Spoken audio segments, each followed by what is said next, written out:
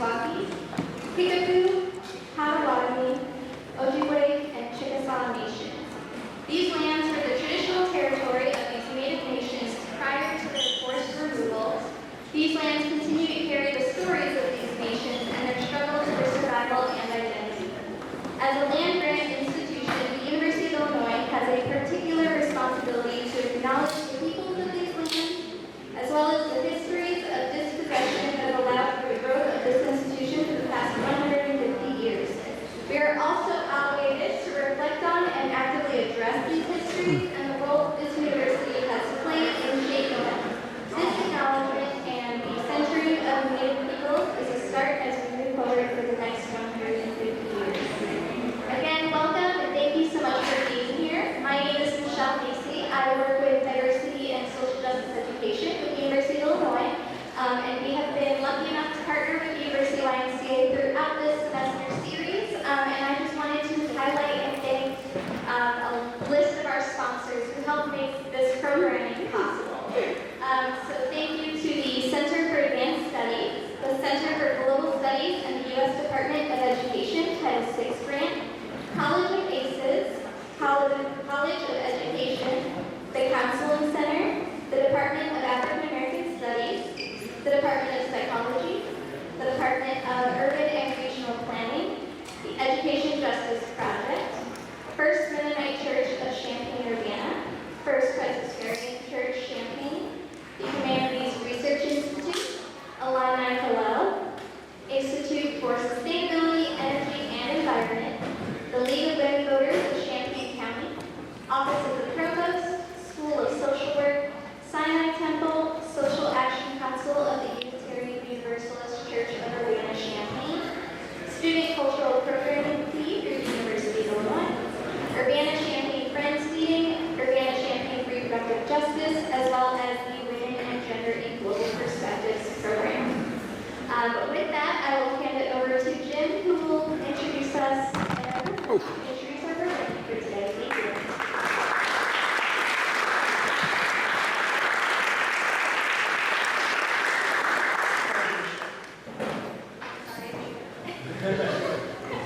Thank you, Michelle. Welcome, everyone. My name is Jim Hinterlong. I'm the Executive Director here at the University YMCA. Welcome to our 150th anniversary celebration weekend. It's an extraordinary achievement for our organization through this campus. We are so pleased to have all of you be part of this today. This Friday Forum series that we will be having the next session of with the Chancellor today is in its 96th year, which is an extraordinary testament to the value of this program both to the campus and community. I will not be introducing the Chancellor. Instead, I'm going to turn that over in a moment to our student board president. But before I do, I'd like to say a couple of words about how the program will go today. The Chancellor will give a few minutes of remarks here from the podium. Then he and I will have a seat and we will have a bit of a conversation about some issues that reflect our shared commitment to campus and community here over the last 150 years. And then after that, we will have a couple of minutes for questions for the Chancellor. Those we ask that you put on the purple slips of paper at the table.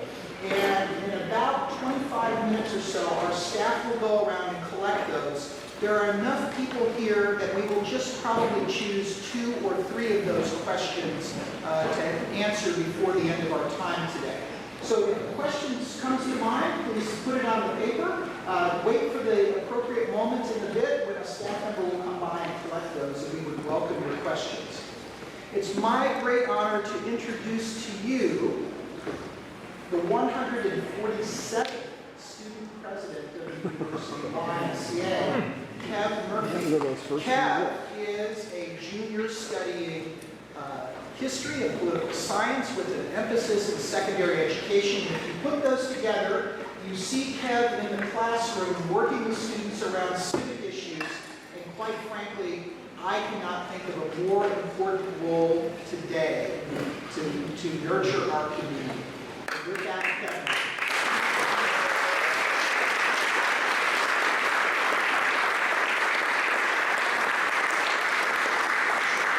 Thank you, Jim, and thank you, everyone. Welcome. So as Murphy. I'm Vice President of Amnesty International UIUC here at the University of Illinois, here at the Y. And then I'm also the Student Board President of the Y. So we are glad you are here to listen to Chancellor Jones in the 96th year of the Friday Forum series in celebrating the YMCA's 150th anniversary celebration. Before I invite him up, I want to first thank Diversity in Social Justice Education for their partnership with this program, making it possible.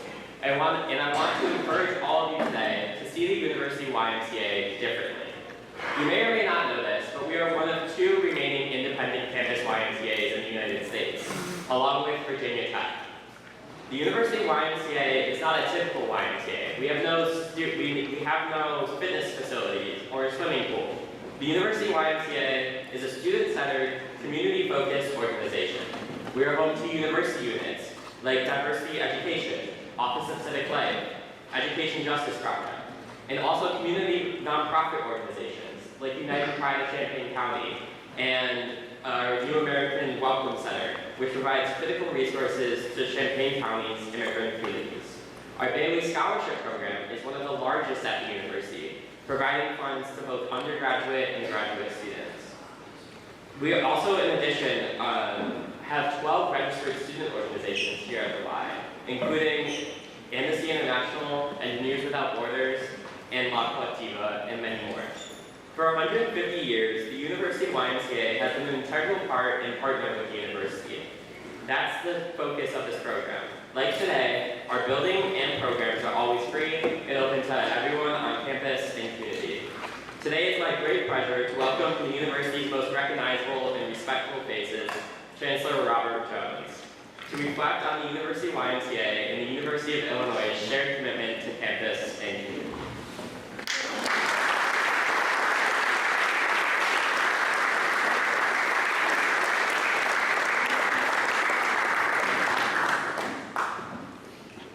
Let me start by saying thank you very much for that introduction, and to say good afternoon to each and every one of you, and to Jim, thank you for allowing me to be part of this conversation today.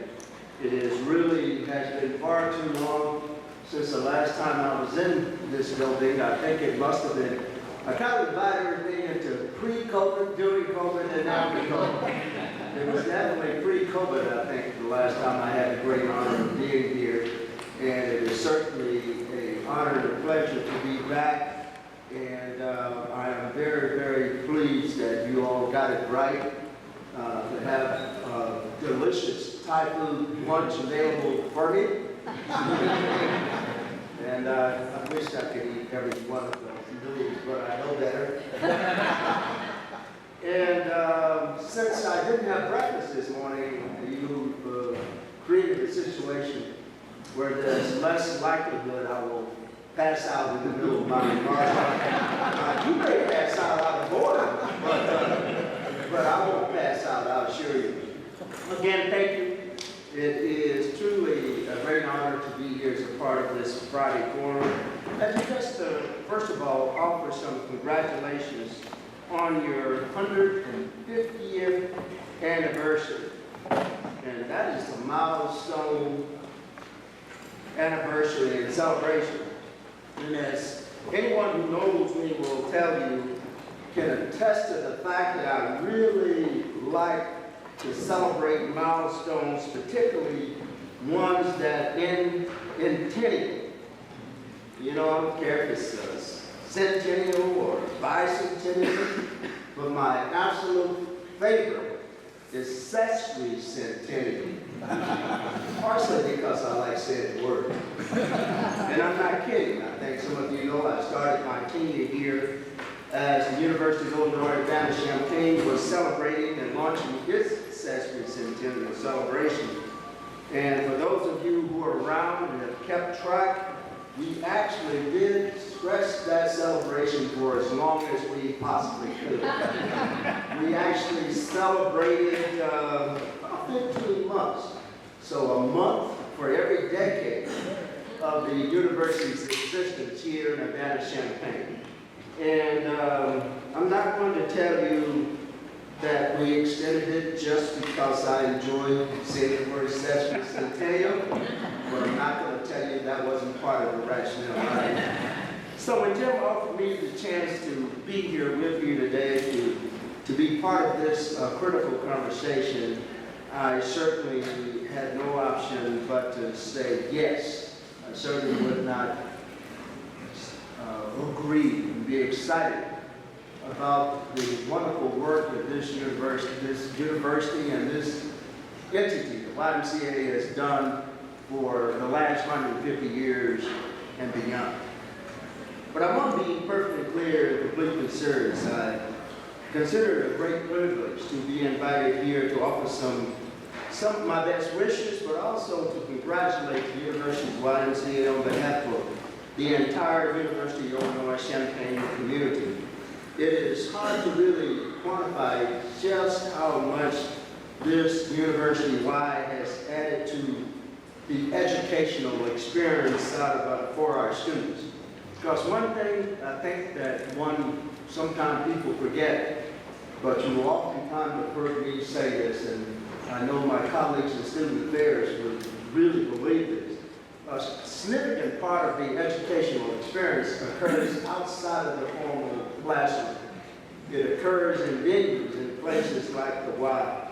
And this is certainly a milestone week to remind us of all the practical purposes and all the impact that this organization has had as a part of this whole university ecosystem, and including its impact on Champaign, Banner, Champaign County, and beyond. I am certainly no stranger to Y. My first personal experience with the Y was early in my tenure here as Chancellor. As I said, I've been here several times before and certainly glad to be back again. When I was asked to say a couple words about the Y Bailey Scholarship Ceremony, I think it's the last time, and for those who are familiar with Bailey, the scholarship program supports dozens of Illinois residents every single year.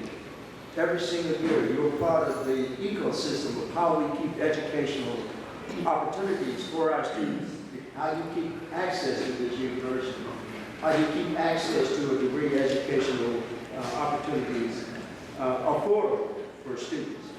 And I believe that Bailey Scholarship Program is certainly one of the largest, if not the largest, independent program for students across the entire university. And I just want to give you a round of applause for having that kind of commitment to financing our students' education.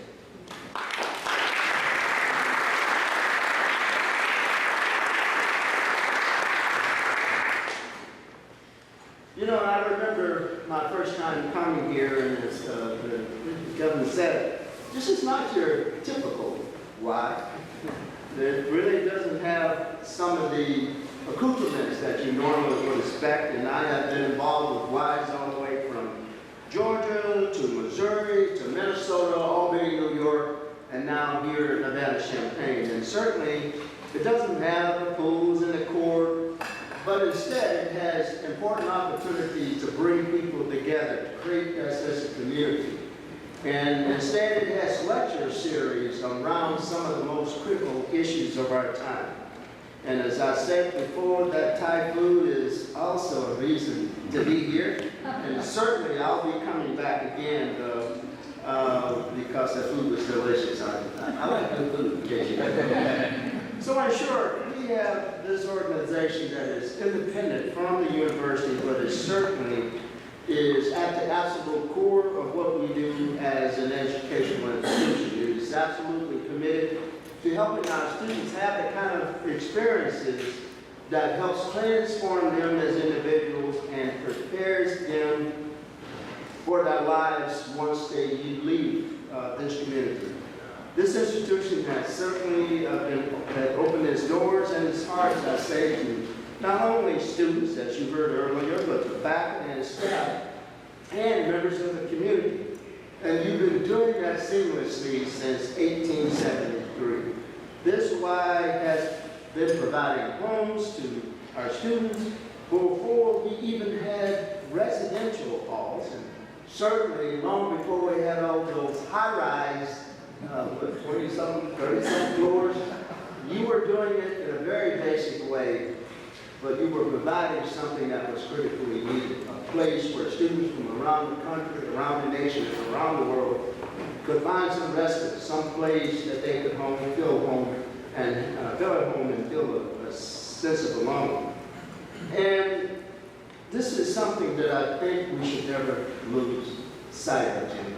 That's a critically important role, and the University of Y has become home to some of those students who were admitted here at this university, but it also allowed them to live on campus and it allowed them to come into a place in many cases. This is a painful part of our history, but I've always been very, very clear.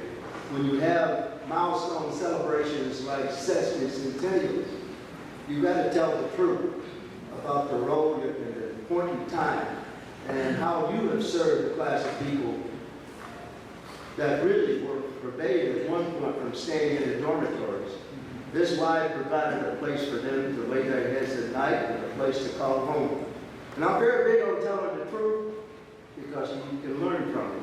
And hopefully it will provide a jumping off point to remind you that we've come a long way, but we certainly still have a long way to go. So I just personally am just really moved by the fact that this organization was way ahead of the curve in many ways, our own university, and looking beyond someone's race or color or ethnicity, and fundamentally providing that respite that this organization and actually members of the African American community provided that opportunity for a class of students. And I don't want to dwell on that, but I guess it's so fresh in my mind because there were some people that got a little nervous about the fact that we decided to acknowledge this as a part of our own Sesame Centennial celebration. Because if you're not willing to acknowledge the bad things that happened in your history and only focus on the good, then you're lying to yourself and you're being disrespectful to the history. So I just want to ask us to give the Y a round of applause for stepping up to the plate.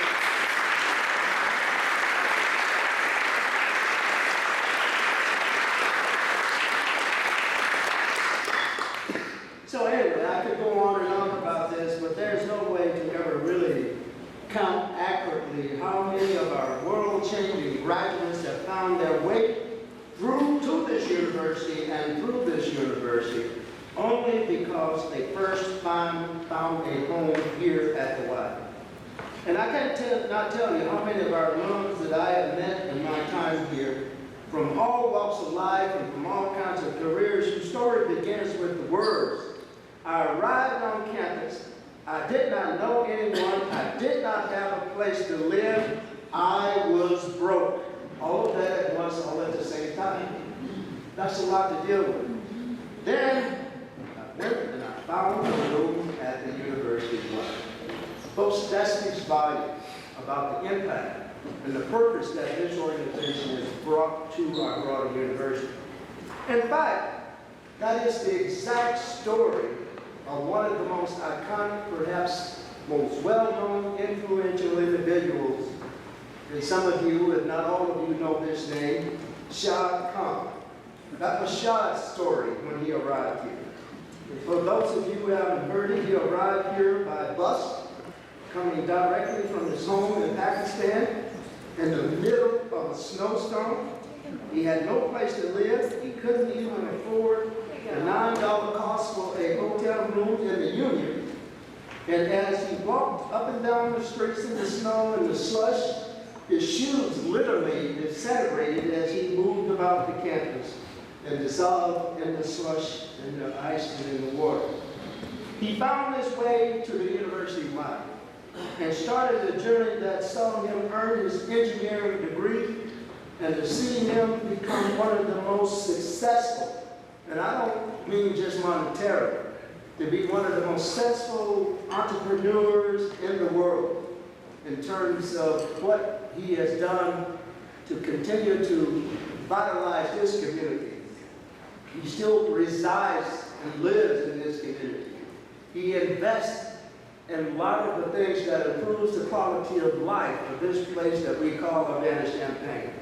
So that's just one example, and I can give you 10 others of individuals whose lives were changed because this entity welcomed them and provided a place for them to get off to a strong start. So I know this organization has always been far more than a place to rent rooms or provide shelter. It has been hosting generations of programs and organizations that have been dedicated to promoting social justice, equity, and human dignity. It has been a place that has always been the first to welcome those who were new to the country, as you heard about, and perhaps most importantly, it has been the institution that has both challenged and inspired our university to live up to our own values of inclusivity, respect, and service to our community. So since our founding, our university has been opening the minds of thousands of individuals that have come to this university. And every step of the way for the last 150 years, the university-wide has been expanding their hearts. And that is a critical part of the lived experience and the holistic approach to providing a world-class education to each and every one that chooses to live and chooses to work and play at this university. So on behalf of nearly 57,000 students, 2,900, almost over 2,000 faculty members, and more than double that in staff, congratulations. You're a vital part of our community, and we look forward to seeing what we will deliver together for the next 150 years and beyond. So happy Sesame Centennial.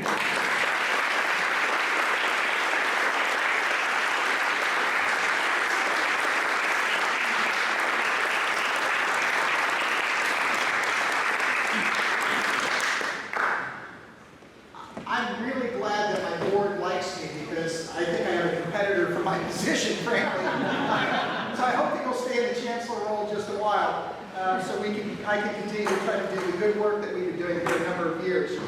I'm really curious. You are the public face of this institution. You are someone who people look to and see as representative of what's possible in higher education today. You're very passionate about that work. And we often hear you speaking for the institution, like you just did. And no one else can do that. But I'd like you to speak for yourself, just for a minute.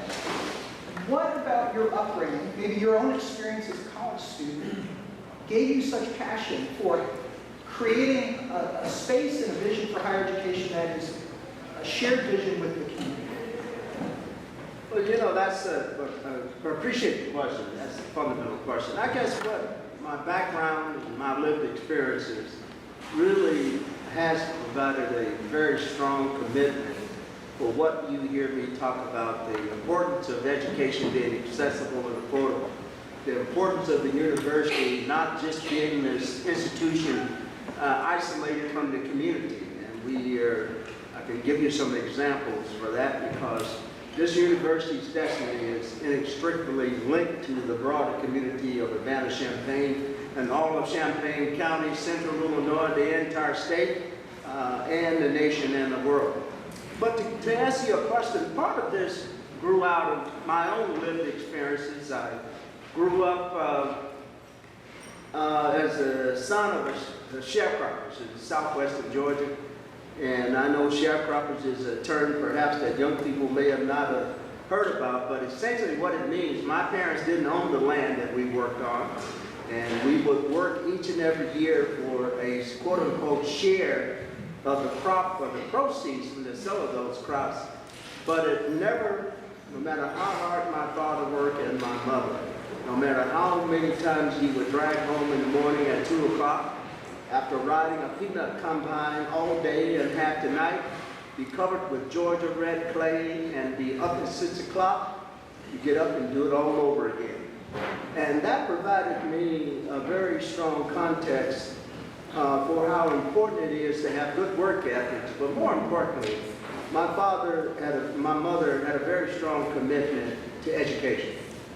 I think my dad finished 7th grade, and maybe my mom finished 8th. But they were very insistent that we had a better life than they had, and that we would not miss a day out of school. And this is very unusual for sharecroppers. I can't tell you another sharecropper that would have the courage and the wherewithal to say to the landowner, my kids will not miss a day out of school to harvest your cotton. That took a lot of courage, took a lot of commitment. And I think that exemplifies my own commitment to education. Because there's an old quote, and I don't want to be misrepresenting who said it, but it is one of my favorite quotes, that of all the things that people, all the civil rights that people have fought and died for hundreds if not thousands of years, there's nothing more fundamental than the right to an education. So at the end of the day, my path from the peanuts and cotton fields of southwestern Georgia was all about getting an education.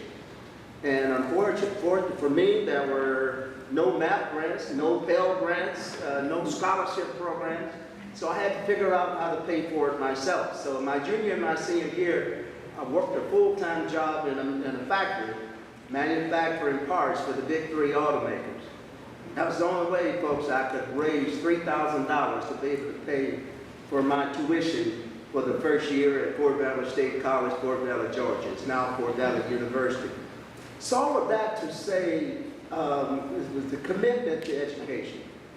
I know how important community is because universities have to be steeped in community if you're truly carrying out your mission. And as a land-grant university, University of Illinois is one of the first 34 land-grant universities that was created by our former great statesman, Abraham Lincoln. He created the land-grant university system that has gone on to provide educational opportunities for poor kids like me to be able to pursue education and advance degrees in a way that otherwise would not be possible. So I guess you can say it's in my DNA. It's because of my lived experience. I know my parents couldn't afford to pay for an education, and I'm very big on making sure that we provide access and affordability to students. And this public engagement piece is because I fundamentally believe that our destinies are inextricably linked. We cannot sit over here and pontificate and brag about the shot comments, about the fact that the world's see everything in a different perspective now because of LED. Those devices that you're carrying around, and some of you are probably checking now, would not be possible if it hadn't been for the innovation that came out of this place. This university has been transformative, and as I've said many times, no matter wherever you are in the ever-changing world, you cannot go more than a day without interfacing with or benefiting from some intervention that came out of this university. And if you make it, if you are fortunate to make it more one day, I guarantee you won't want to be around for that second day because it'll be a completely different experience. And I said all this to say, so therefore, Urbana-Champaign, the University of Illinois Urbana-Champaign, has a unique and an awesome responsibility to not just isolate itself from community.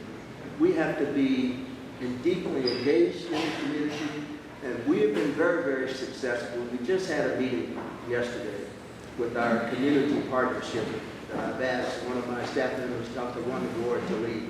I walked into a room at the I Hotel, and I tell you, I was blown away. It was almost standing room only for community members there to find out more about what we're trying to do around social justice, framework about educating more people, how do you keep them healthy, how do you grow the talent pool, how do you grow small businesses to really help make Urbana-Champaign an example of a vibrant university community that is second to none in the nation, if not the world.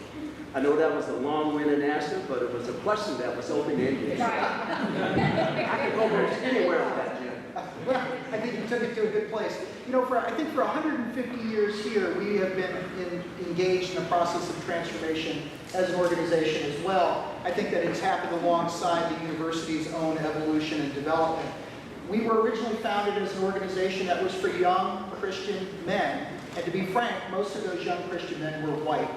I think over the last 150 years, a lot of effort through a lot of generations has changed us into the kind of organization that we are today that really provides a home for both members of the community who are looking to create lasting positive change and students and faculty and others attached to the university who bring innovative ideas, energy, and a desire to be part of the community while they're at this institution.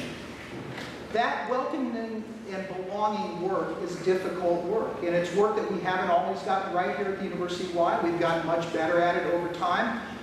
We now have women, people from every possible background. We have people of all genders here. We have people of the community from all backgrounds and many nations around the world. That mirrors in many ways where the university has gone. But I wonder, what do you see the work ahead of us as a community is? What is that next work that we need to be doing to advance welcoming and belonging together as a university and a community in partnership with one another? Well, it's certainly from my perspective, you need to continue to do those things that are foundational to this, your organization. And the fact that I understand you're one of two, maybe three somewhat independent Ys in the country, and needed to continue to promote that because it gives you the flexibility to create a different path and a different way of being engaged as an important entity of this university. Yes, you could exist if you were outside of the general framework of this entity, but you need to continue to leverage the fact that you're integrated into each and everything that we do. And I've already told them, he's got to get this guy back in the classroom. Sorry, I didn't know a lot about the different educational institutions that he's been. He's been at some very fine institutions, and we're sure we could work something out there, Jim, that our students could benefit not only from your leadership of the Y, but also contributing to a world-class educational experience. But fundamentally, what we have to do for the future, to answer your question, is continue to innovate, to continue to look at new and innovative ways that we can connect, not only with our students, but with our faculty and our staff and our graduate students, and how we do more joint programming, how do you do more partnership with our awesome Office for Student Affairs, because they have a social justice framework that is second to none. It aligns with our overall institutional commitment that we will build university not just with a collection of engagement programs, but we will be a university that, and you contribute to this in many ways. Our goal is to be so deeply engaged with community that it'll be hard to really discern where the university ends and where the community begins.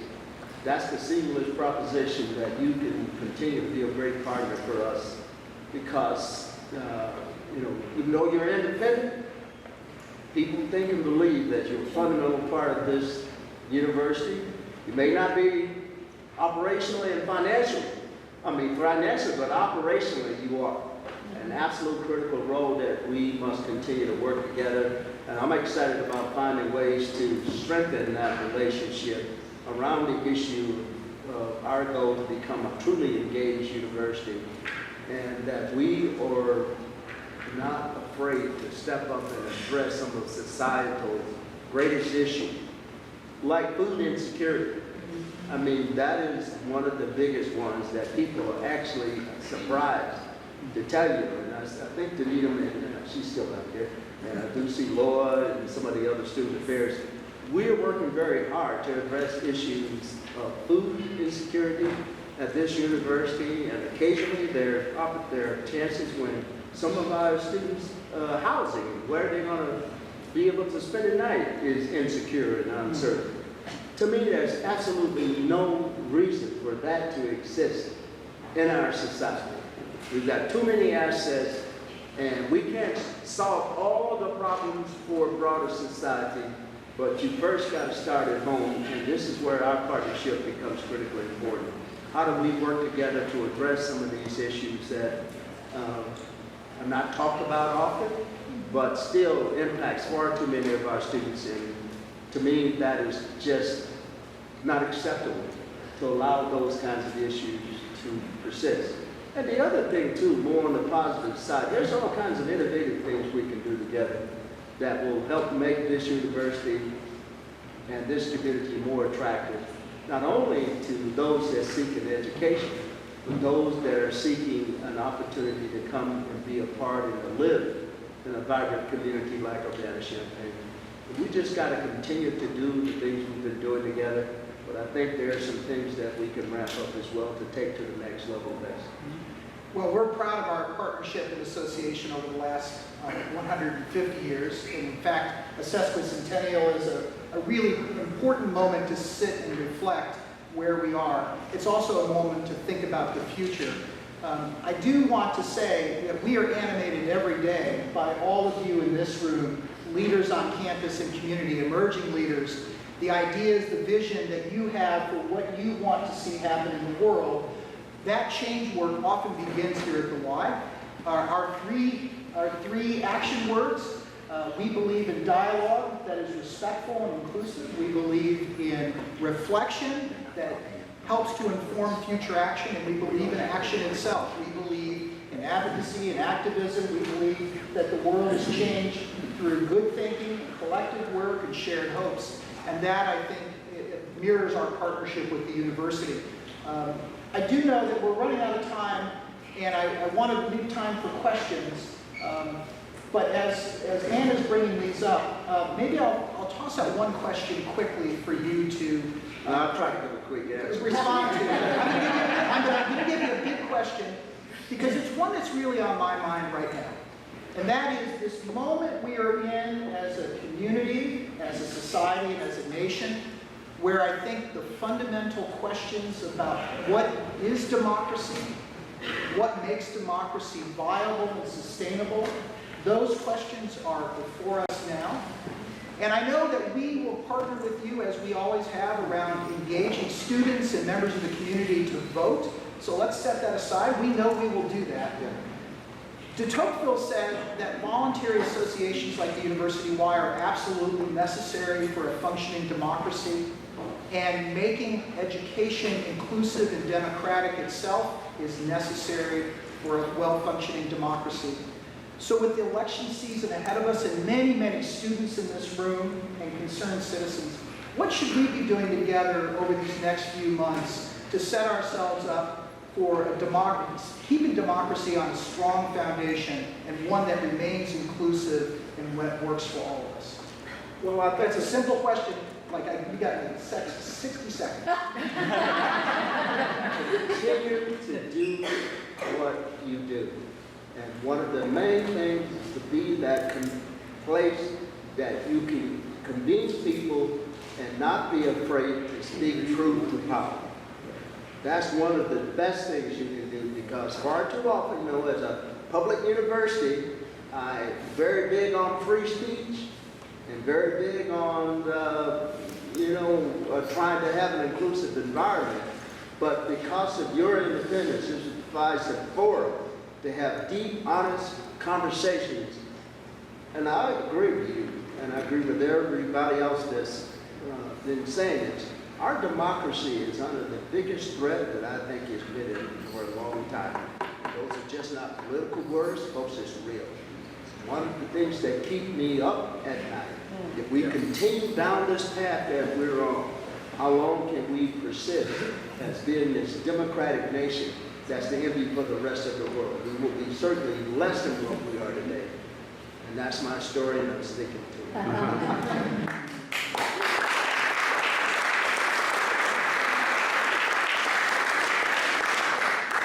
I'm going to end with what I think is an easier question, not actually. It's a great question. There are several really good questions. What do you see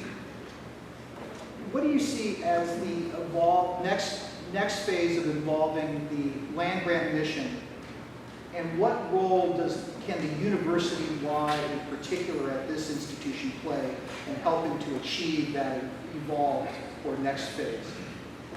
Well, I think some of you have heard me say this, and it takes on different perspectives and elements. But part of what we frame as a part of our accessory centennial and our State of the University addresses in this, I've been here 7 years, I'm in my 8th year as the leader of this university. We have the obligation of creating the land-grant university for the 21st century and beyond. We got to think about all of those historical things that we've been doing as a land-grant university, like making sure that we keep our doors open to people from different walks of life, different social economic status. We have the great pleasure, as I said earlier, to be a place that has innovated and has been a major driver of technological innovations that have not just been local, but they're known and have an impact around the world. So part of our biggest challenge is how do you do that at scale with all the rest of the competing challenges that we face, financial challenges, political challenges, threats on democracy.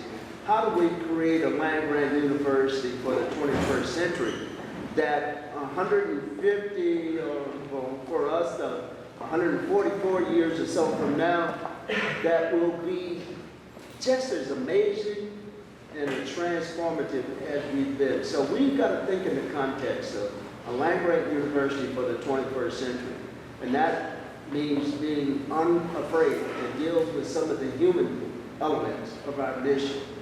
Sometimes we get caught up on the latest scientific innovation. We forget about the human element. The biggest challenge we face as an institution, I think as a nation, and it's not only in higher education, is the issue of mental health issue, particularly for our students. Folks, that is huge. We have an obligation to deal with this because it's real. It's not going to go away, and we have to think about that as a land-grant entity.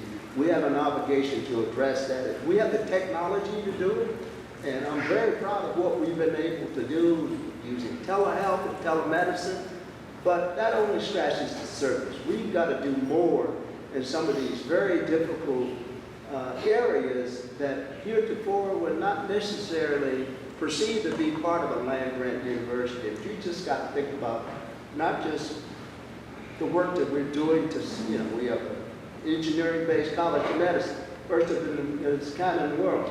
I just looked at plans today for a cancer institute. That is going to be saving lives, hundreds and thousands of lives today. We got to deal with all of that, but it's also got to make sure we don't lose touch at the level of the individual in things that touch their lives each and every day. And we got to figure out how to do all of the above and do it at scale. Do the scale, and we will be happy to be a partner with you in that work. We do the work of human development here and community development at the University YMCA. That's a perfect complement to the technical skill development, the other new knowledge development that happens through this great university. We are proud to be a partner with you, and we look forward to the next 150 years. Thank you. Absolutely.